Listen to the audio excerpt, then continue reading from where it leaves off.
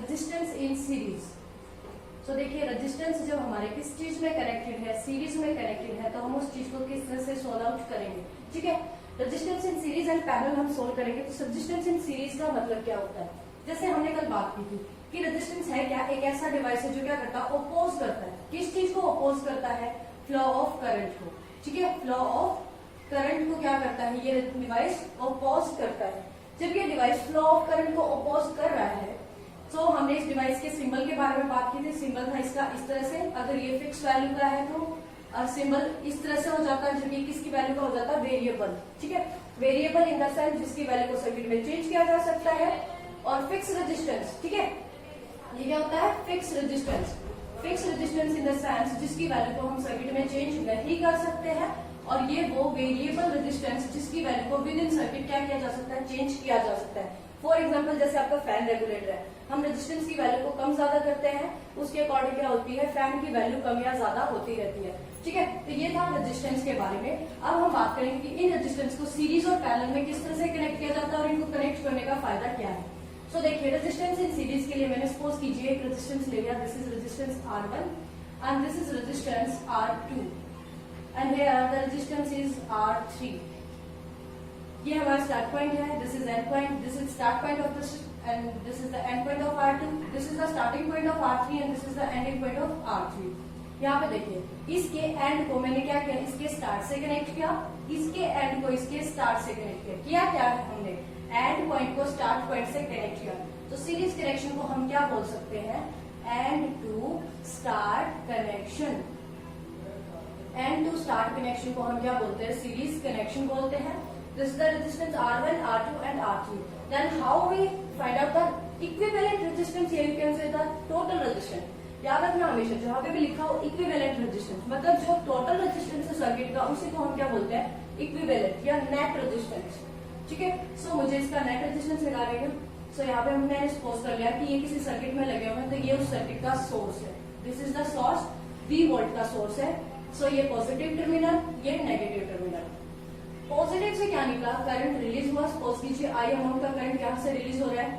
Current क्या करता है, वायर के अंदर से जाता है, ये चीज हम पहले पढ़ चुके हैं। करंट जो होता है वो डिवाइस के अंदर से फ्लो करता है, वायर के अंदर से फ्लो करता है, इसलिए हम क्या बोलते हैं, current flow through the wire. ठीक है, थ्रू वर्ड लगाते हैं। और जब हम बात करते हैं वोल्टेज की, voltage is a device which create a potential difference, जो पोटेंशियल डिफरेंस क्रिएट करता है, जिसकी वजह से हाई पोटेंशियल से चार्ज कैरियर लो पोटेंशियल की तरफ आते हैं। इसलिए लोकल लैंग्वेज में इस वोल्टेज को हम इलेक्ट्रिक प्रेशर बोलते हैं। ठीक है, सो यहाँ से देखिए ये I1 करंट गया, यहाँ पे भी I1 करंट जाएगा, यहाँ से फिर यहाँ भी I1 करंट गया, यहाँ से फिर यहाँ I1 करंट गया, और वापस कितनी अमाउंट का करंट आ गया, I। सो पूरी स्ट्रिंग के अंदर, इस पूरी वायर के अंदर, पूरे सर्किट के अंदर क्या है, सिर्फ I करंट है। ठीक है, तो हमारे पास कंडीशन हम निकाल लेते हैं। कंडीशन हमारी फर्स्ट कंडीशन क्या कह रही है कि जो करंट है सर्किट में पूरे में वो कैसा है, सेम है। पूरे सर्किट में करंट की वैल्यू क्या है, सेम है। जब हम बात करते हैं वोल्टेज की, ठीक है, दो ही कंडीशन हम देखते हैं, करंट की और सेकंड क्या लगाएंगे, हमने यहाँ पे वोल्टेज लगाएंगे। सो वोल्टेज लगाए तो वोल्टेज को हम कैसे फाइंड आउट कर सकते हैं, वो देखिए। यहाँ पर मैंने 20 वोल्ट की वोल्टेज लगाई है। ये रेजिस्टेंस एक डिवाइस था, तो यहाँ पे 2 टर्मिनल है, तो यहाँ पे वोल्टेज सेट होगी, दिस इज V1। इस डिवाइस के भी 2 पॉइंट है, अलग अलग है, तो यहाँ पे वोल्टेज सेट हो जाएगी V2। सपोज कीजिए इस डिवाइस के क्रॉस वोल्टेज सेट हुई, this is V3। Resistance in series. तो देखिए रेजिस्टेंस जब हमारे किस चीज में कनेक्टेड है, सीरीज में कनेक्टेड है, तो हम उस चीज को किस तरह से सोल्व आउट करेंगे। ठीक है, resistance in series and parallel हम सोल्व करेंगे। तो रेजिस्टेंस इन सीरीज का मतलब क्या होता है, जैसे हमने कल बात की थी कि रेजिस्टेंस है क्या, एक ऐसा डिवाइस है जो क्या करता है, अपोज करता है। किस चीज को अपोज करता है, फ्लो ऑफ करंट को। ठीक है, फ्लो ऑफ करंट को क्या करता है, ये डिवाइस अपोज करता है। जब ये डिवाइस फ्लो ऑफ करंट को अपोज कर रहा है, तो हमने इस डिवाइस के सिंबल के बारे में बात की थी। सिंबल था इसका इस तरह से, अगर ये फिक्स वैल्यू का है तो सिंबल इस तरह से हो जाता है, जबकि किसकी वैल्यू का हो जाता है, वेरिएबल। ठीक है, वेरिएबल इन द सेंस जिसकी वैल्यू को सर्किट में चेंज किया जा सकता है। और फिक्स रेजिस्टेंस, ठीक है, ये क्या होता है, फिक्स रेजिस्टेंस।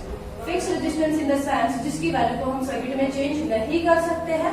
और ये वो वेरिएबल रेजिस्टेंस जिसकी वैल्यू को विद इन सर्किट क्या किया जा सकता है, चेंज किया जा सकता है। फॉर एग्जाम्पल जैसे आपका फैन रेगुलेटर है, हम रेजिस्टेंस की वैल्यू को कम ज्यादा करते हैं, उसके अकॉर्डिंग क्या होती है, फैन की वैल्यू कम या ज्यादा होती रहती है।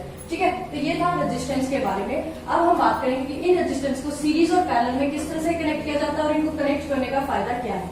सो देखिए, रेजिस्टेंस इन सीरीज के लिए मैंने सपोज कीजिए एक रेजिस्टेंस ले लिया, this is resistance R1 and this is resistance R2 and here the resistance is R3। ये हमारा स्टार्ट पॉइंट है, this is and point, this is start point of this and this is the end point of R2, this is the starting point of R3 and this is the ending point of R3। यहाँ पे देखिए, इसके and को मैंने क्या किया, इसके start से कनेक्ट किया, इसके एंड को इसके स्टार्ट से कनेक्ट किया। किया क्या है हमने, एंड पॉइंट को स्टार्ट पॉइंट से कनेक्ट किया। तो सीरीज कनेक्शन को हम क्या बोल सकते हैं, end to start connection. End to start connection को हम क्या बोलते हैं, सीरीज कनेक्शन बोलते हैं। This is the resistance R1, R2 and R3. Then how we find out the equivalent resistance? Here you can say the total resistance. याद रखना हमेशा, जहाँ पे भी लिखा हो इक्विवेलेंट रेजिस्टेंस, मतलब जो टोटल रेजिस्टेंस है सर्किट का, उसी को हम क्या बोलते हैं, इक्विवेलेंट या नेट रेजिस्टेंस। ठीक है, सो मुझे इसका नेट रेजिस्टेंस निकालेंगे। सो यहाँ पे हमने सपोज कर लिया कि ये किसी सर्किट में लगे हुए हैं, तो ये उस सर्किट का सोर्स है, this is the source, 3 volt का सोर्स है। सो ये पॉजिटिव टर्मिनल, ये नेगेटिव टर्मिनल। पॉजिटिव से क्या निकला, करंट रिलीज हुआ। सपोज कीजिए आई अमाउंट का करंट यहाँ से रिलीज हो रहा है। करंट क्या करता है, वायर के अंदर से जाता है, ये चीज हम पहले पढ़ चुके हैं। करंट जो होता है वो डिवाइस के अंदर से फ्लो करता है, वायर के अंदर से फ्लो करता है, इसलिए हम क्या बोलते हैं, current flow through the wire. ठीक है, थ्रू वर्ड लगाते हैं। और जब हम बात करते हैं वोल्टेज की, voltage is a device which create the potential difference, जो पोटेंशियल डिफरेंस क्रिएट करता है, जिसकी वजह से हाई पोटेंशियल से चार्ज कैरियर लो पोटेंशियल की तरफ आते हैं। इसलिए लोकल लैंग्वेज में इस वोल्टेज को हम इलेक्ट्रिक प्रेशर बोलते हैं। ठीक है, सो यहाँ से देखिए, ये I1 करंट गया, यहाँ पे भी I1 करंट जाएगा, यहाँ से फिर यहाँ भी I1 करंट गया, यहाँ से फिर यहाँ I1 करंट गया, और वापस कितनी अमाउंट का करंट आ गया, I। सो पूरी स्ट्रिंग के अंदर, इस पूरी वायर के अंदर, पूरे सर्किट के अंदर क्या है, सिर्फ I करंट है। ठीक है, तो हमारे पास कंडीशन हम निकाल लेते हैं। कंडीशन हमारी फर्स्ट कंडीशन क्या कह रही है कि जो करंट है सर्किट में पूरे में, वो कैसा है, सेम है। पूरे सर्किट में करंट की वैल्यू क्या है, सेम है। जब हम बात करते हैं वोल्टेज की, ठीक है, दो ही कंडीशन हम देखते हैं, करंट की, और सेकंड क्या लगाएंगे हमने यहाँ पे, वोल्टेज लगाएंगे।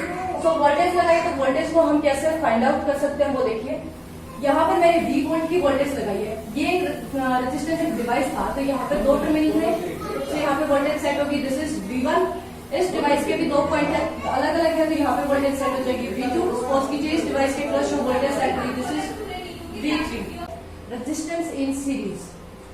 सो देखिए, रेजिस्टेंस जब हमारे किस चीज में कनेक्टेड है, सीरीज में कनेक्टेड है, तो हम उस चीज को किस तरह से सोल्व आउट करेंगे।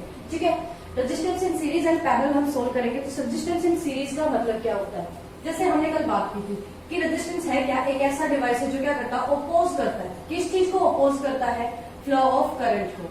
ठीक है, फ्लो ऑफ करंट को क्या करता है, ये डिवाइस अपोज करता है। जब ये डिवाइस फ्लो ऑफ करंट को अपोज कर रहा है, तो हमने इस डिवाइस के सिंबल के बारे में बात की थी। सिंबल था इसका इस तरह से, अगर ये फिक्स वैल्यू का है तो सिंबल इस तरह से हो जाता है, जबकि किसकी वैल्यू का हो जाता है, वेरिएबल। ठीक है, वेरिएबल इन द सेंस जिसकी वैल्यू को सर्किट में चेंज किया जा सकता है।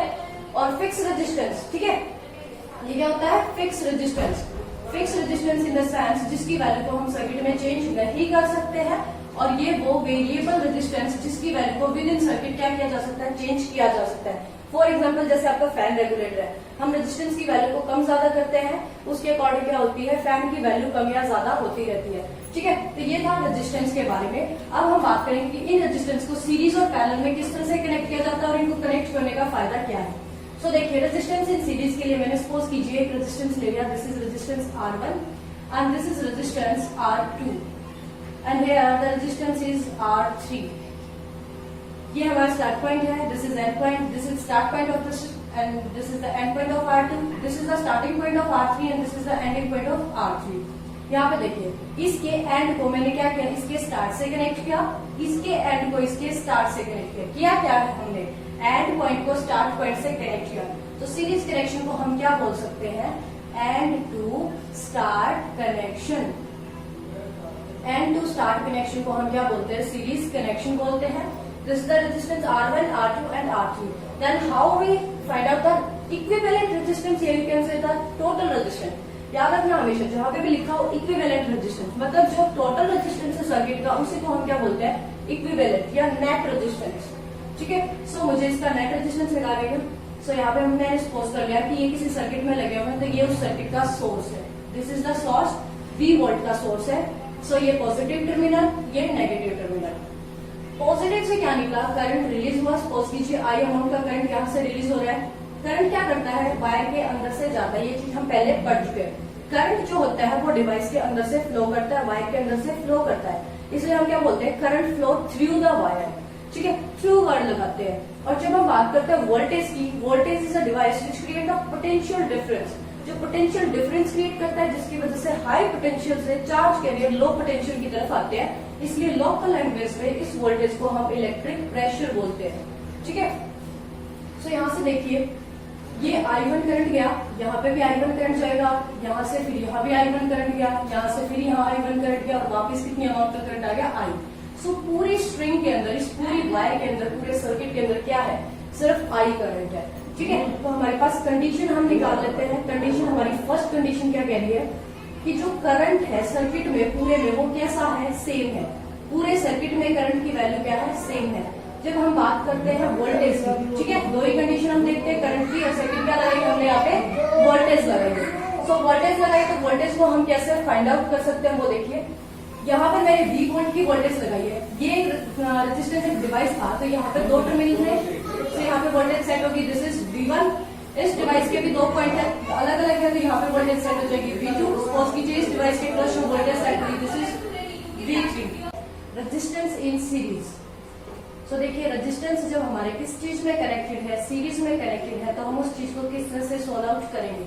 ठीक है, resistance in series and parallel हम सोल्व करेंगे। तो रेजिस्टेंस इन सीरीज का मतलब क्या होता है, जैसे हमने कल बात की थी कि रेजिस्टेंस है क्या, एक ऐसा डिवाइस है जो क्या करता है, अपोज करता है। किस चीज को अपोज करता है, फ्लो ऑफ करंट को।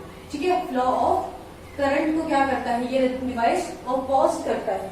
जब ये डिवाइस फ्लो ऑफ करंट को अपोज कर रहा है, तो हमने इस डिवाइस के सिंबल के बारे में बात की थी। सिंबल था इसका इस तरह से, अगर ये फिक्स वैल्यू का है तो सिंबल इस तरह से हो जाता है, जबकि किसकी वैल्यू का हो जाता है, वेरिएबल। ठीक है, वेरिएबल इन द सेंस जिसकी वैल्यू को सर्किट में चेंज किया जा सकता है।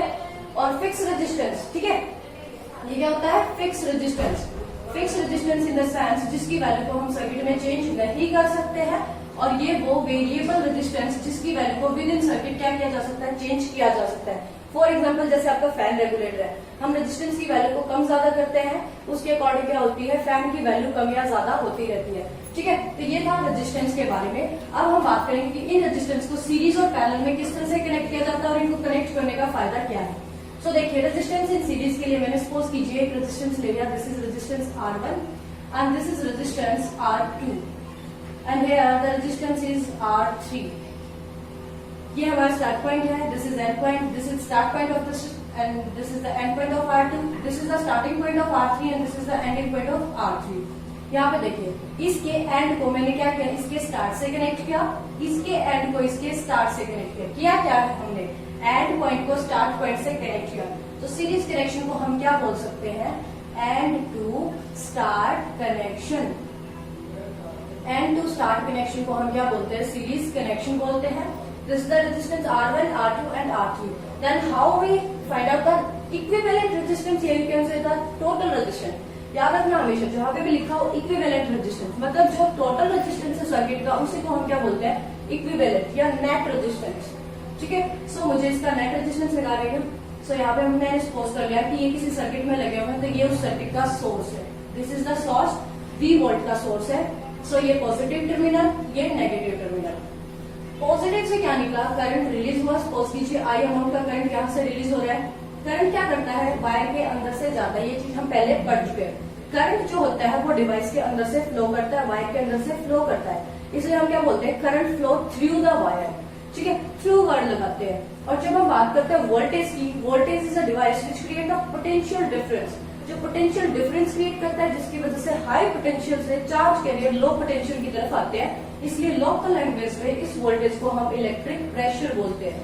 ठीक है, सो यहाँ से देखिए ये I1 करंट गया, यहाँ पे भी I1 करंट जाएगा, यहाँ से फिर यहाँ भी I1 करंट गया, यहाँ से फिर यहाँ I1 करंट गया, और वापस कितनी अमाउंट का करंट आ गया, I। सो पूरी स्ट्रिंग के अंदर, इस पूरी वायर के अंदर, पूरे सर्किट के अंदर क्या है, सिर्फ आई करंट है। ठीक है, तो हमारे पास कंडीशन हम निकाल लेते हैं। कंडीशन हमारी फर्स्ट कंडीशन क्या कह रही है कि जो करंट है सर्किट में पूरे में वो कैसा है, सेम है।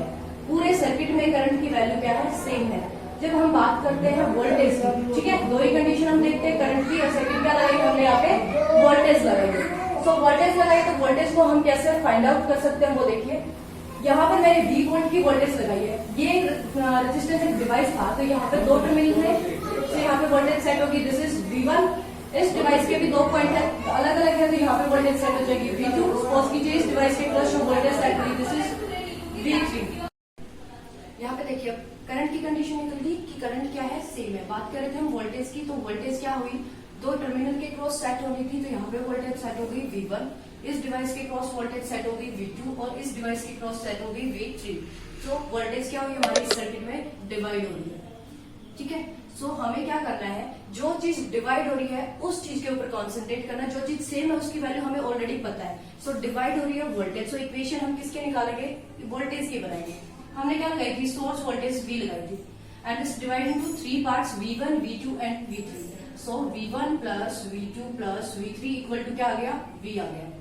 फिर कल हमने बात की थी ओम्स लॉ से रिलेटेड। सो ओम्स लॉ क्या कहता है, V इज इक्वल टू क्या होता है, I इंटू R। ये ओम लॉ के फॉर्मूले में हमने पढ़ा था। सो इसकी वैल्यू अगर हम यहाँ पे पुट कर देते हैं तो V के प्लेस पे अगर मैं क्या पुट कर सकती हूँ, I इंटू R के इक्वल होता है।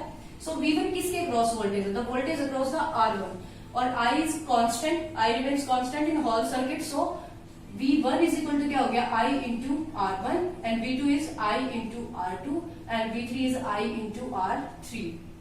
In this equation, as we see the I is common, so I को हम क्या कर लेंगे, कॉमन रख लेंगे। I R is equal to क्या हो गया, I कॉमन आ गया, अंदर क्या बचा, R1 plus R2 plus R3। सो यहाँ पे I से I कैंसिल आउट हो जाएगा, सो R की वैल्यू क्या बच जाएगी, R is equal to R1 plus R2 plus R3। ये क्या आ गया हमारे पास, नेट रेजिस्टेंस या equivalent resistance of the series circuit. ठीक है, सीरीज सर्किट में किस तरह से हम इक्विवेलेंट रेजिस्टेंस निकाल सकते हैं। एक बार देखिए क्या किया हमने, हमारे पास R1, R2, R3 तीन रेजिस्टेंसेस थे।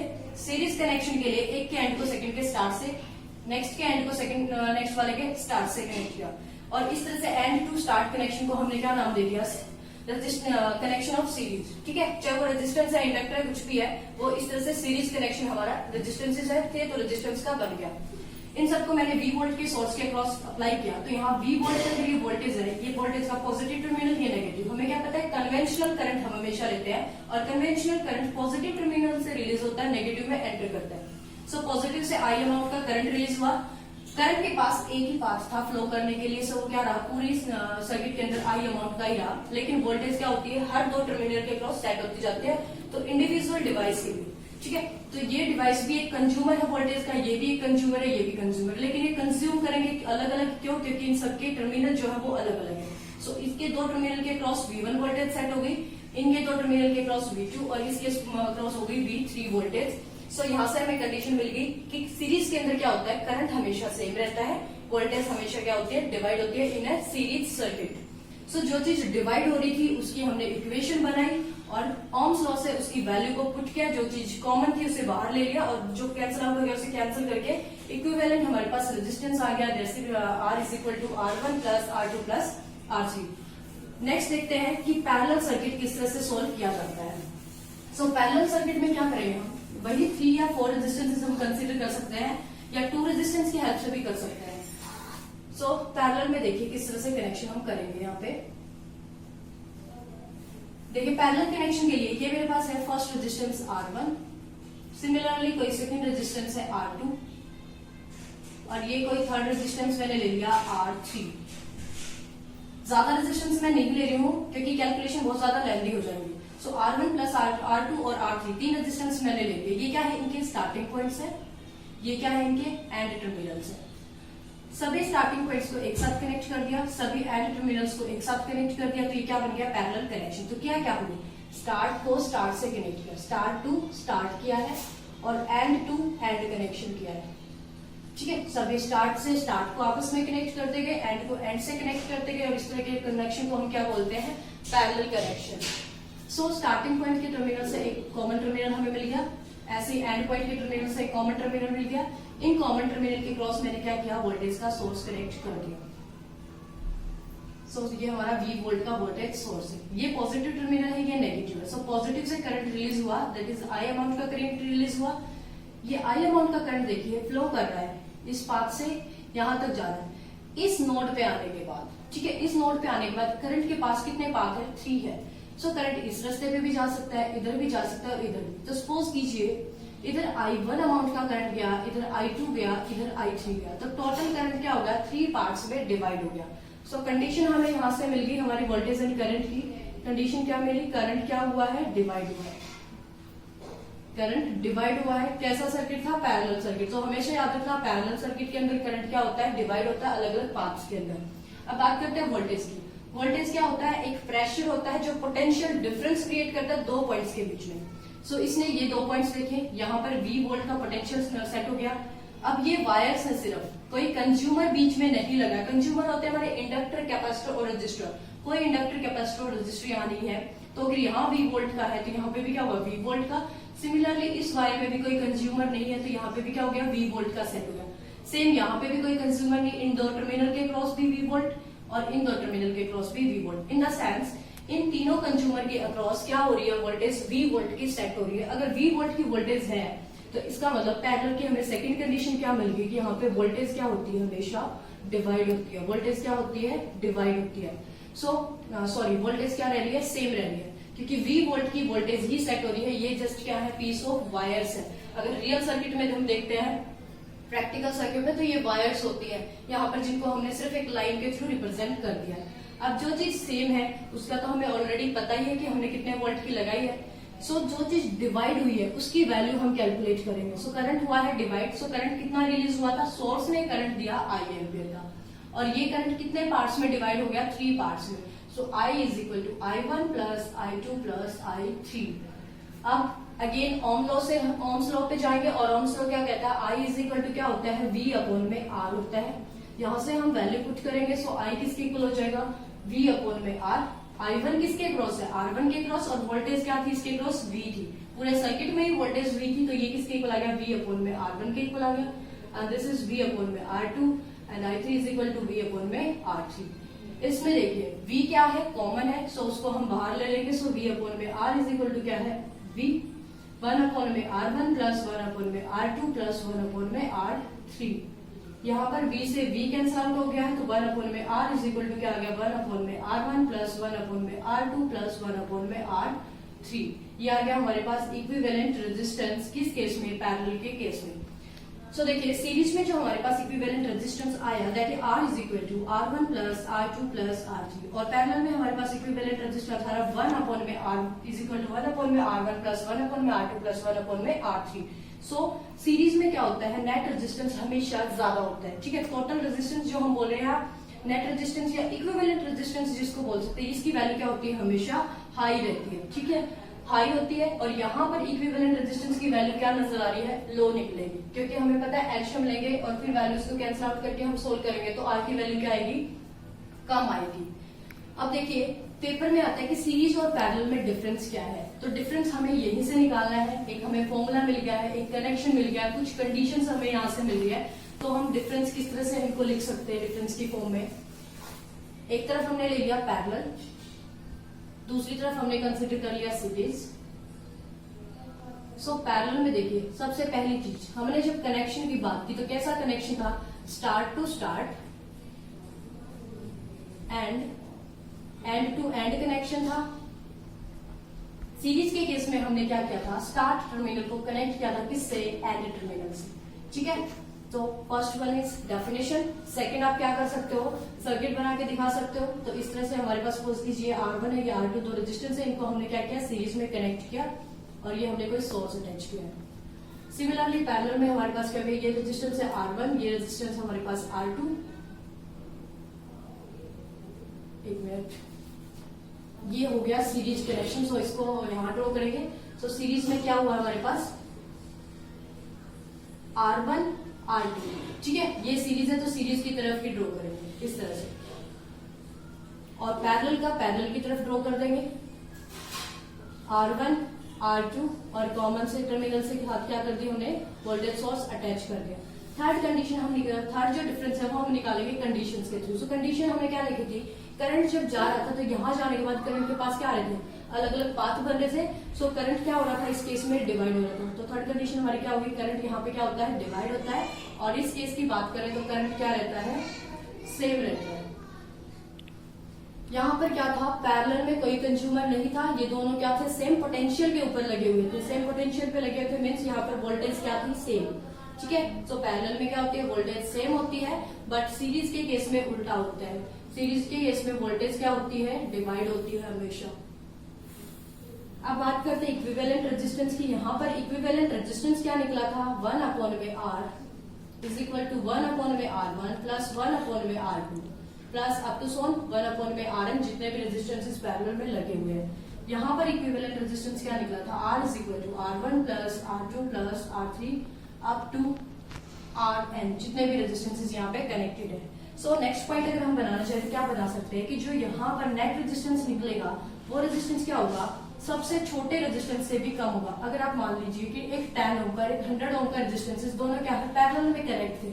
ठीक है, दोनों पैरेलल में कनेक्ट है, तो नेट रेजिस्टेंस की वैल्यू क्या होगी, 10 ओम से less than this smaller resistance. क्या आएगी, लेस देन स्मॉलर रेजिस्टेंस। सबसे छोटे रेजिस्टेंस जो भी होगा उससे भी कम आएगी। अगर एक 2 ओम का, एक 3 ओम का, एक 6 ओम का रेजिस्टेंस है और इनको मैं पैरेलल में कनेक्ट कर दूं तो इनका जो नेट रेजिस्टेंस होगा वो इस 2 ओम से भी क्या होगा, कम होगा। बट सीरीज के केस में क्या होगा, अगर एक 10 ओम का, एक 100 ओम का है तो जो नेट रेजिस्टेंस आएगा, टोटल रेजिस्टेंस, वो इस बड़ी वैल्यू से भी बड़ा आएगा। सो हायर देन बिगर वैल्यू, बड़ी वैल्यू से भी क्या होगा, बड़ा आएगा। ठीक है, सिमिलरली ऐसे एक 2 ओम है, एक 3 ओम है, एक 6 ओम है, तो नेट रेजिस्टेंस 6 ओम की वैल्यू से भी क्या आएगा, ज्यादा आएगा। वो हमें फॉर्मूले में नजर आ रहा है। इस तरह से हम सीरीज और पैरेलल के बीच में क्या कर सकते हैं, डिफरेंस कर सकते हैं। सो देखिए एक न्यूमेरिकल की सीरीज और पैरेलल कॉम्बिनेशन को किस तरह से सोल्व किया जाता है।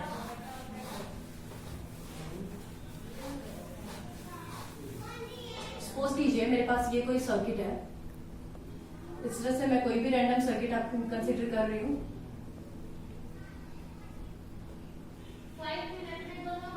ये कोई रेजिस्टेंसेस का सर्किट है और यहाँ पर मैंने क्या किया है, एक सोर्स अटैच किया है और इस सोर्स की वैल्यू है 20 वोल्ट। ठीक है, 20 वोल्ट सोर्स है और यहाँ पर दो रेजिस्टेंसेस लगे हुए हैं, 2 ओम और 2 ओम के। यहाँ पर 1 ओम का रेजिस्टेंस लगा है, यहाँ पे भी क्या लगा है, 1 ओम का रेजिस्टेंस लगा है और ये मेरे पास है 3 ओम।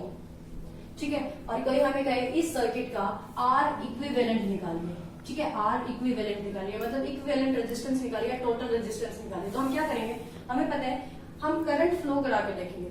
अगर करंट सेम आता है तो सर्किट बनेगा सीरीज और करंट की वैल्यू डिफरेंट आती है तो सर्किट क्या बन जाएगा हमारा, पैरेलल। सो देखिए यहाँ से positive and this is the negative terminal. यहाँ से आई अमाउंट का करंट रिलीज हुआ, यहाँ उसके बाद एक ही बात है, इस नोड पर जाने के बाद कुछ अमाउंट का करंट इधर जा रहा है, कुछ इधर जा रहा है। इसका मतलब ये जो ब्रांच है ये ऊपर वाली ब्रांच के साथ कैसे है, पैरेलल में अटैच है, क्योंकि यहाँ पे क्या हो रहा है, करंट डिवाइड हो रहा है। सो सपोज कीजिए यहाँ पे I1 करंट गया और यहाँ पे करंट गया I2।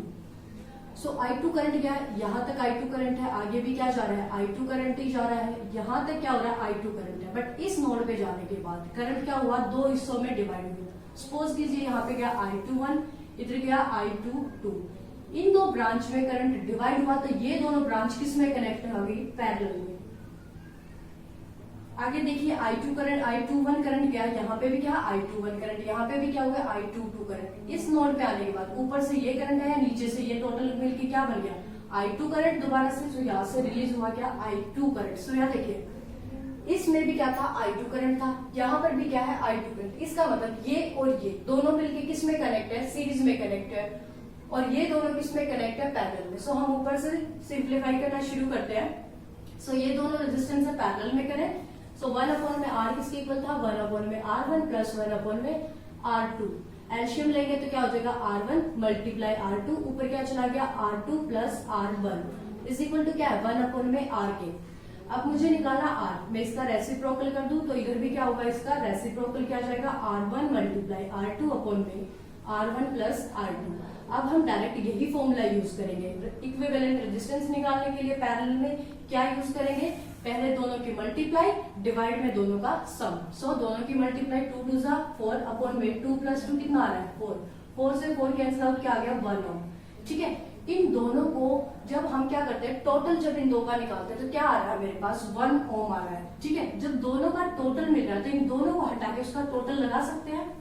ठीक है, नोड हमारे पास वही रहेंगे, इन दो नोड के बीच में लगे थे वो दोनों भी, तो ये जो इनका टोटल है ये भी क्या होगा इन्हीं दो नोड के बीच में लगेगा।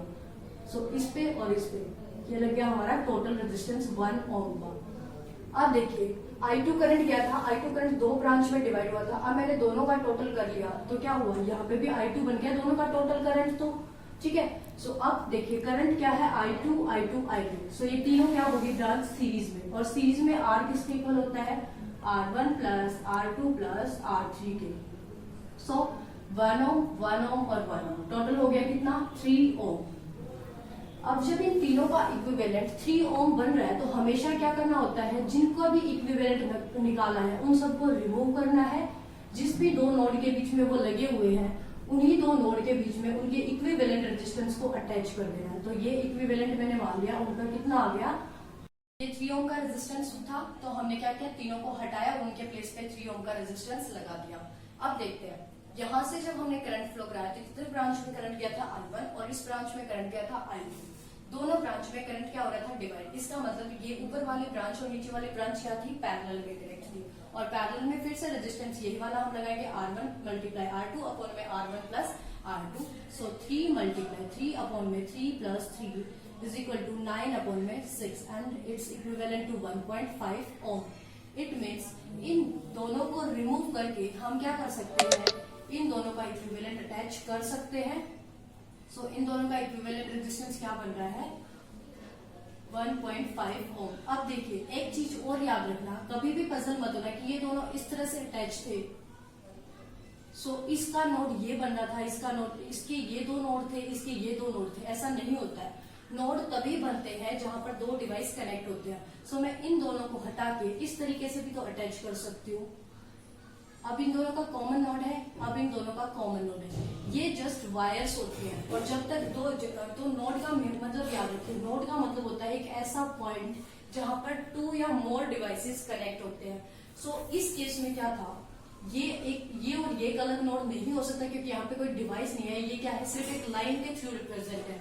और प्रैक्टिकली हम इस तरह से कोई वायर वेस्ट नहीं करते, हम क्या करते हैं वायर्स को वही कनेक्ट करते हैं जहां पे डिवाइस की नीड होती है। सो रियल फैक्ट में हम इस तरह से कनेक्शन करते हैं और ये दो नोड हमारे बनते हैं। ठीक है, तो इसलिए इन दोनों नोड के बीच में मैंने क्या किया, इस 1.5 ओम रेजिस्टेंस को लगा दिया।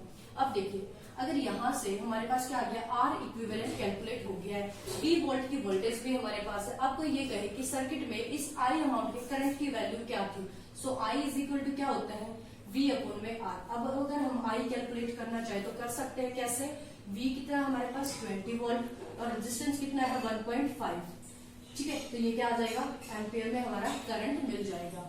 इस तरह से हम क्या कर सकते हैं, किसी भी सर्किट का टोटल रेजिस्टेंस जो निकालना है वो निकाल सकते हैं और उसमें करंट की वैल्यू निकालनी तो वो भी निकाल सकते हैं। अब तक के लिए सिर्फ इतना ही। नेक्स्ट लेक्चर में देखेंगे कि करंट डिवीजन रूल क्या होता है और वोल्टेज डिवीजन रूल क्या होता है। मींस जो इंडिविजुअल ब्रांच थी उनमें अगर हमें करंट को कैलकुलेट करना है तो कैसे करेंगे, और उन इंडिविजुअल ब्रांच के क्रॉस वोल्टेज को कैलकुलेट करना है तो कैसे करेंगे। यहाँ तक किसी को कोई भी डाउट है तो कमेंट सेक्शन में लिख के बता सकता है।